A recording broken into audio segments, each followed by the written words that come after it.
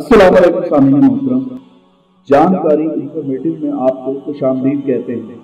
سامعین محترم، آج کا ٹاپک جو ہمارا موضوع بحث ہے وہ جادو اور جادو کی حقیقت سے متعلق، لیکن ویڈیو کے آغاز سے قبل میرے تمام نئے آنے والے موضوع ناظرین سے گزارش ہے انفارمیشن کے اس منفرد چینل کو لائک کیجیے، سبسکرائب کیجیے اور بیل آئیکن پہ جا کر گھنٹی کے بٹن کو کلک کیجیے تاکہ ہماری ہر آنے والی لیٹسٹ اپڈیٹ آپ تک بآسانی پہنچتی رہے۔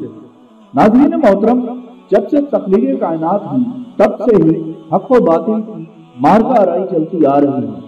ابلیس آدم و بنی آدم کو بہکانے کی کوشش میں مصروف رہا، چنانچہ حضرت آدم علیہ السلام کے روح زمین پر قدم رکھنے کے بعد حکم باری تعالیٰ ہوا کہ تمہارے بارے میں میری طرف سے ہدایت آئے گی، بس جو اس کی پیروی کرے گا نہ اسے کسی قسم کا خوف ہوگا اور نہ ہی وہ غمگین ہوگا۔ جب اللہ تعالیٰ نے انسان پر وحی کے نورانی نزول کے سلسلے کا آغاز فرمایا تو شیاطین نے بھی انسان کو راہ راست سے ہٹانے کے لیے انہیں ایسے ایسے کلمات سکھائے جو ان کے لیے شرک کی حیثیت رکھتے، جسے جادو کا نام دیا گیا اور جس کی حقیقت سے انکار کرنا ناممکن، کیونکہ قرآن حکیم جادو کے اثرات کو بیان کرتا ہے اور کئی آیات جادو کے وقوع پذیر ہونے کے حق میں بیان کی جاتی ہیں، یہاں تک کہ کچھ ایسی روایات بھی پیش کی جاتی ہیں جن سے یہ ثابت کیا جاتا ہے کہ واللہ علم کہ اللہ کے آخری نبی حضرت محمد مصطفیٰ صلی اللہ علیہ وآلہ وسلم جادو کے اثرات سے محفوظ نہ رہ سکے، اور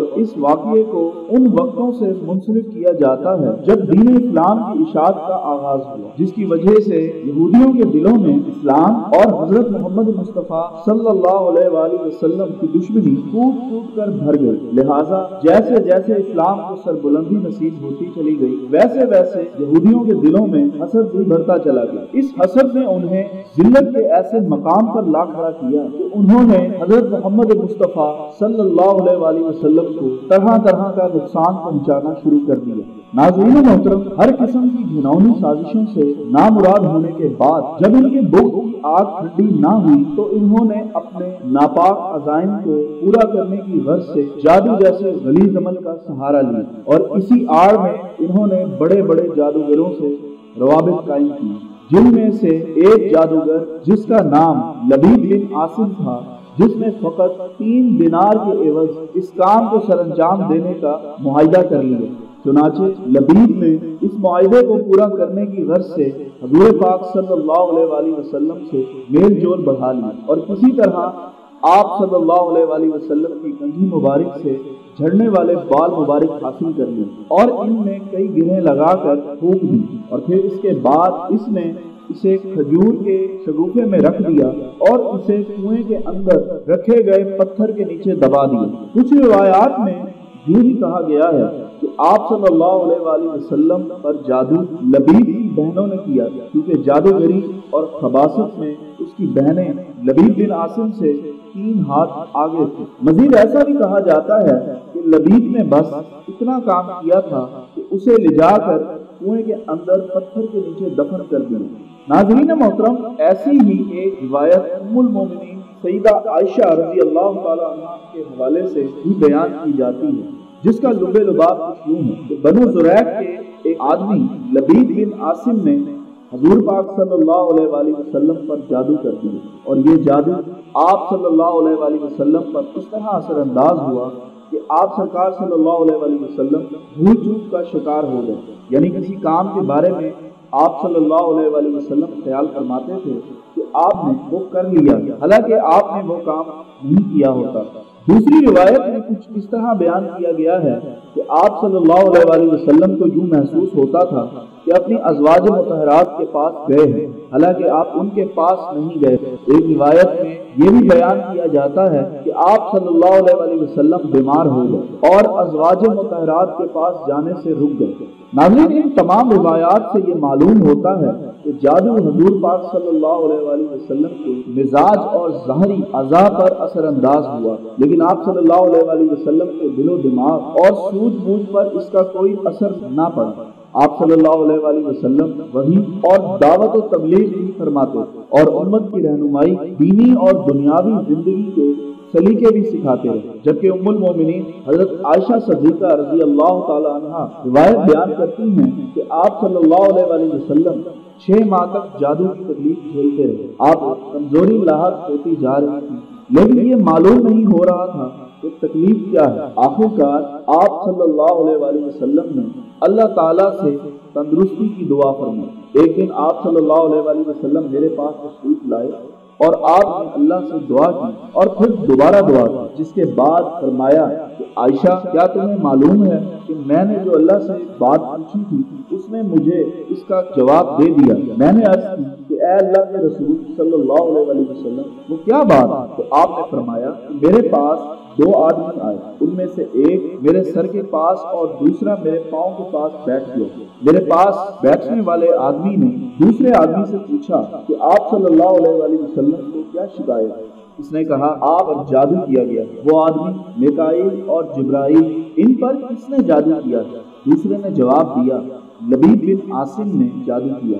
यानी उन्होंने अपनी गुफ्तगू से मुझे बता दिया कि जादू वाला सामान ज़रवान कुएं में पत्थर के नीचे दफन है। रसूलुल्लाह सल्लल्लाहु अलैहि वसल्लम चंद सहाबा को लेकर उस कुएं के पास तशरीफ ले आए और उसे देखा। उस पर खजूर के दरख्त भी थे। नाज़रीन, इमाम बैकी नकल करता रिवायत में है कि एक आदमी कुएं में उतरा और उसने पत्थर के नीचे से खजूर के गोशे की थैली निकाली, तो उसमें आप सरकार सल्लल्लाहु अलैहि वसल्लम की कंघी मुबारक और बाल मुबारक मौजूद और एक मुजस्मा नुमा भी था जिसमें सुइयां चुभी हुई और उस पर कमान की ताक भी थी जिसमें 11 गिरहें लगी हुई। इसी मौके पर हजरत जिब्राईल आप सल्लल्लाहु अलैहि वसल्लम की खिदमत में सूरह फलक और सूरह नास लेकर नाज़िल हुए और कहा कि आप सल्लल्लाहु अलैहि वसल्लम एक एक आयत पढ़कर गिरहें खोलते चले जाएं। तो आप उन सूरतों की तिलावत करने लगे और साथ साथ गिरहें भी खोलते चले गए। आप सल्लल्लाहु अलैहि वसल्लम ने हर आयत पर एक गिरह खोली। इस तरह 11 आयतों के मुकम्मल होने पर 11 गिरहें खुल गई। आप सल्लल्लाहु अलैहि वसल्लम जब उसमें से एक सुई निकालते तो आप तकलीफ का एहसास होता और फिर इसके बाद राहत मिल जाती। इस तरह आप सल्लल्लाहु अलैहि वसल्लम बिल्कुल तंदुरुस्त हो गए और यूं उठ खड़े हुए जैसे आप जंजीरों की जकड़ बंदी से आजाद हो गए। दोस्तों, इस रिवायत को वैसे तो सही बुखारी में नकल किया गया है, लेकिन इस वाक़ये का हकीकत के साथ कितना ताल्लुक है वो अल्लाह की ज़ात ही जानती है, क्योंकि इसमें ढेरों शुबात जन्म लेते हैं जो हमारे प्यारे आका हजरत मोहम्मद मुस्तफ़ा सल्लल्लाहु अलैहि वसल्लम की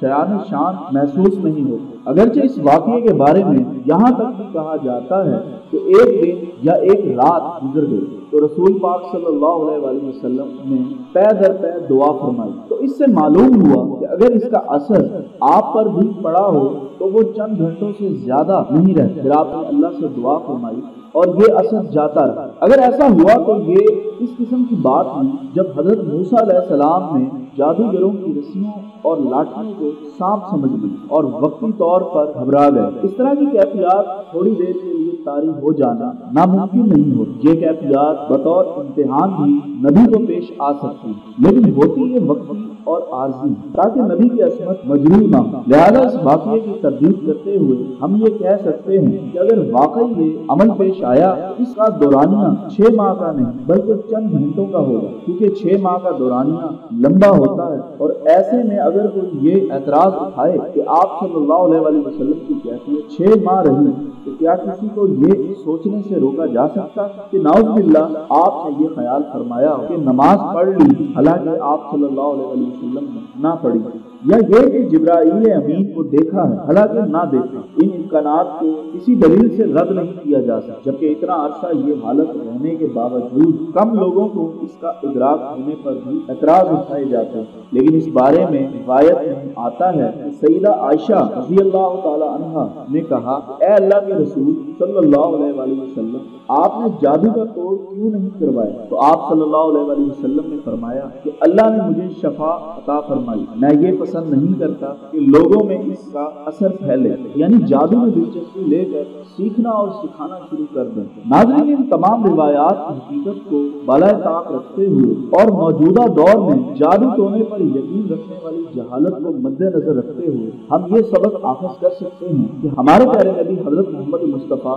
सल्लल्लाहु अलैहि वसल्लम ने भी سخت ترین جادو کا توڑ اللہ کے پاک کلام سے کیا، یعنی سورہ فلق اور سورہ ناس جیسی عظیم صورتوں کا سبق سکھایا، جو بلا شبہ جادو کا بہترین توڑ۔ اس لیے شیطانی وار کے ذریعے جادو ٹونے جیسی بلا سر آ بھی جائے تو بجائے جعلی پیروں اور جھوٹے عاملوں کے پاس جانے کے اللہ کے کلام سے مدد لی جائے اور برائی کے اڈوں کو نیست و نابود کیا جائے۔ ناظرین محترم، ان تمام روایات سے ثابت ہوتا ہے کہ بے شک اللہ کا کلام ہی برحق ہے اور مشکل وقت میں شیطانی وسوسوں کو چھوڑتے ہوئے اللہ کے کلام سے مدد لینی چاہیے۔ تو سامعین محترم، یہ تھا ہمارا آج کا ٹاپک۔ اپنے میزبان سید سنان کو اجازت دیجیے۔ اللہ تعالیٰ آپ کا ہمارا سب کا حامی ناصر ہو اور اللہ تعالیٰ ہم سب کو قرآن و سنت پر چلنے کی توفیق عطا فرمائے۔ اللہ نگہبان۔